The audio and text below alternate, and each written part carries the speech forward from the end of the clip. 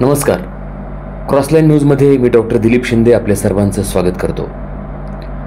लोकसभा निवडणुकीच्या 4थ्या टप्प्याचं मतदान झालं आणि आता विजयी कोण होणार हे त्या मतदारसंघातील उमेदवारांबरोबरच मतदारांना देखील एक उत्सुकता लागलेली असेल. 4 जूनला ही उत्सुकता संपणार जरी असली तरी आत्ता मात्र मतांची आकडेमोड, जातींचं समीकरण यावरून अंदाज बांधले जात आहेत. मराठवाड्यामध्ये 4थ्या टप्प्यात छत्रपती संभाजीनगर, जालना आणि बीड या 3 मतदारसंघांसाठी मतदान झालं. आज आपण चर्चा करणार आहोत जालना लोकसभा मतदारसंघाच्या बाबतीत.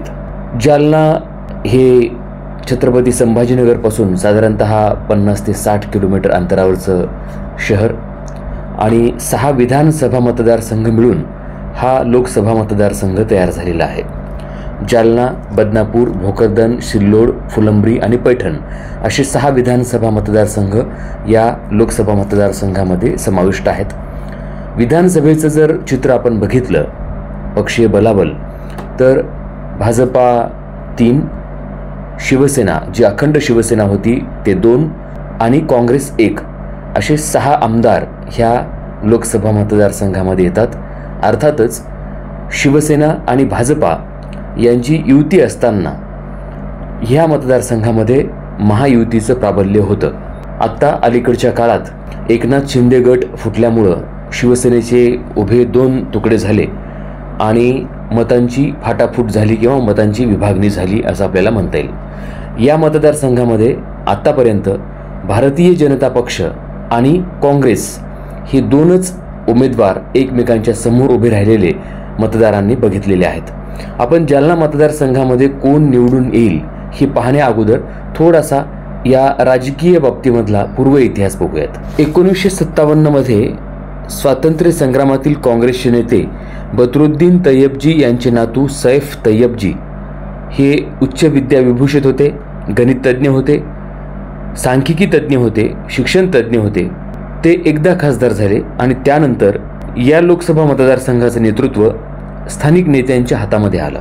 अलीकडच्या काळात जर आपण बघितलं तर 1999 पासून ते आजतागायत भारतीय जनता पक्षाचे रावसाहेब दानवे हे सलग 5 वेळा या मतदारसंघामधून विजयी झालेले आहेत. रावसाहेब दानवे यांचं या मतदारसंघावर वर्चस्व आहे, पण अलीकडच्या काळात अनेकदा त्यांची काही वक्तव्य यामुळे देखील ते चर्चेत आले आणि जालना लोकसभा मतदारसंघामध्ये म्हणावा तसा विकास झाला नाही किंवा सिंचनाचे कोणते मोठे प्रकल्प आले नाहीत म्हणून त्यांच्यावर वेळोवेळी आरोपही झालेले आहेत. 2009च्या सार्वत्रिक निवडणुकीमध्ये मात्र काँग्रेसचे डॉक्टर कल्याण काळे यांनी रावसाहेब दानवे यांना घाम फोडला होता.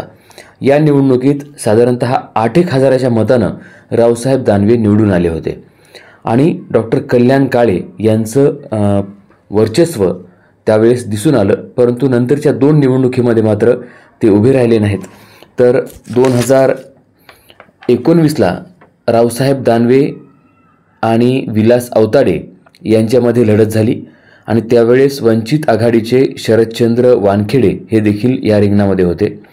2019च्या निवडणुकीत रावसाहेब दानवे यांना 6,98,019 इतकी मतं मिळाली, तर विलास औताडे जो काँग्रेसचे होते त्यांना 3,65,204 इतकी मतं मिळाली आणि वंचित बहुजन आघाडीच्या उमेदवाराला 73,165 इतकी मतं मिळाली. रावसाहेब दानवे यांना 2019च्या निवडणुकीत झालेल्या एकूण मतदानाच्या 57% इतकी मतं मिळालेली आहेत. म्हणजे भारतीय जनता पक्ष किंवा रावसाहेब दानवे यांचं प्राबल्य या मतदारसंघावरचं नाकारून चालता येणार नाही. पण ही दुसरी बाजू बघितली पाहिजे की 2019च्या निवडणुकीमध्ये शिवसेना जी अखंड होती आणि भाजपा यांची युती होती, त्यामुळं हिंदुत्वाचं जे मत होतं हे मत रावसाहेब दानवे यांच्या पारड्यामध्ये पडलेलं होतं आणि म्हणून रावसाहेब दानवे यांच्या या मतांचा फरक आपल्याला जाणवतो. 2 वेळेस विलास औताडे पराभूत झाले रावसाहेब दानवे यांच्याकडून आणि दोन्ही वेळेला दानवे हे मोठ्या फरकानं निवडून आले.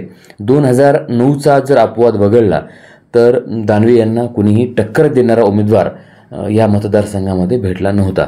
पुन्हा एकदा डॉक्टर कल्याण काळे हे आता 2024च्या निवडणुकीत त्यांच्यासमोर रिंगणात आहेत आणि ही टक्कर अतिशय अटीतटीची आपल्याला पाहायला मिळते. आज झालेलं मतदान आणि एकूणच प्रचाराचा काळ आणि ह्या मतदारसंघामध्ये झालेल्या घडामोडी जर आपण बघितल्या तर रावसाहेब दानवे यांच्यासमोर मोठं आव्हान डॉक्टर कल्याण काळे यांनी उभं केलेलं आहे. आंतरवाली सराटी हे जालना जिल्ह्यातलं एक प्रमुख केंद्र अलीकडच्या काळामध्ये बनलं आणि मराठा आरक्षणाच्या संदर्भात येथूनच आंदोलनाला ठिणगी भेटली आणि जरांगे पाटील यांची जी भूमिका आहे आरक्षणाच्या संदर्भातली आणि एकूणच मराठा समाजाची, तर ती ही भाजपाच्या विरोधामध्ये आपल्याला दिसून आलेली आहे आणि ते दिसून येते. कारण भारतीय जनता पक्षाकडूनच मराठा आरक्षणाला किंवा भारतीय जनता पक्षाच्या नेत्यांकडून मराठा आरक्षणाला विरोध झाला आणि यांच्यामुळे मराठा आरक्षण मिळू शकलं नाही. किंवा अंतरवाली सराटी इथं जे काही प्रकार घडले, लाठी हल्ला असेल किंवा तिथं झालेला गोंधळ असेल किंवा त्यानंतर मराठा तरुणांवर दाखल झालेले गुन्हे असतील आणि मनोज जरांगे यांच्यावर देवेंद्र फडणवीस गृहमंत्री यांनी लावलेली SIT असेल, तर या बाबतीमध्ये मराठा समाजामध्ये मोठा रोष आहे आणि हा रोष जर मतदानाच्या पेटीतून व्यक्त झाला तर मात्र रावसाहेब दानवे यांना या निवडणुकीमध्ये फटका बसण्याची शक्यता आहे. एकूणच मराठा समाजाचं मतदान हा एक भाग सोडला तर जालना जिल्ह्यामध्ये नेहमीच पाण्याचं दुर्भिक्ष राहिलेलं आहे. इथं सिंचनाचे कोणतेही मोठे प्रकल्प अद्याप तरी आलेले नाहीत. म्हणजे पैठणचं पाणी जालन्याला आणणे हा जर एक भाग सोडला तर स्वतंत्र पाण्याचा स्रोत जालना जिल्ह्यासाठी अजूनही रावसाहेब दानवे यांना उपलब्ध करून देता आला नाही. कारण ते 25 वर्षापासून लोकसभेच्या सभागृहामध्ये आहेत आणि अलीकडे ते केंद्रीय रेल्वे राज्यमंत्री म्हणून देखील त्यांनी कारभार सांभाळलेला आहे आणि रेल्वे राज्यमंत्री म्हणून त्यांच्याकडून ज्या काही अपेक्षा मराठवाड्यासाठी होत्या तर त्या अपेक्षा देखील दानवे यांनी पूर्ण केलेल्या नाहीत. उद्योगाच्या बाबतीत जर आपण बघूयात तर लोखंड प्रक्रिया उद्योग हा एक जर उद्योग सोडला, प्रक्रिया उद्योग, तर जालना जिल्ह्यामध्ये मोठे उद्योग किंवा प्रकल्प आणण्यामध्ये देखील रावसाहेब दानवे यांचा कोणता मोठा वाटा राहिलेला नाही. म्हणून बेरोजगारी देखील या जिल्ह्यामध्ये आहेच, सिंचनाचे प्रकल्प नाहीत आणि एकूण मराठा समाजाचा रोष जर बघितला तर ह्या तिन्ही गोष्टीचा फटका रावसाहेब दानवे यांना बसू शकतो. आणि दुसरी गोष्ट अशी की यावेळेस उद्धव ठाकरे हे दानवे यांच्यासोबत नाहीत किंवा भाजपासोबत नाहीत. एकनाथ शिंदे यांनी उभी फूट पाडल्यानंतर शिवसेनेमध्ये एक प्रकारे जी मूळ शिवसेना ठाकरे यांची होती तर ती मूळ शिवसेना हिरावून घेतल्यामुळे देखील एक नाराजी मतदारांमध्ये आहे. बंडखोरांना पाठिंबा देणारा किंवा भ्रष्टाचारांना पाठिंबा देणारा पक्ष म्हणून भाजपा याच्याकडे मतदारांचा असा एक दृष्टिकोन झालेला आहे आणि त्याच्यावर आरोप होत आहेत. म्हणून जी उद्धव ठाकरे यांची मूळ शिवसेना आहे किंवा त्यांची चाहते आहेत, जे मूळ शिवसैनिक आहेत, कट्टर शिवसैनिक आहेत, ते डॉक्टर कल्याण काळे यांच्यासोबत जाण्याची दाट शक्यता आहे.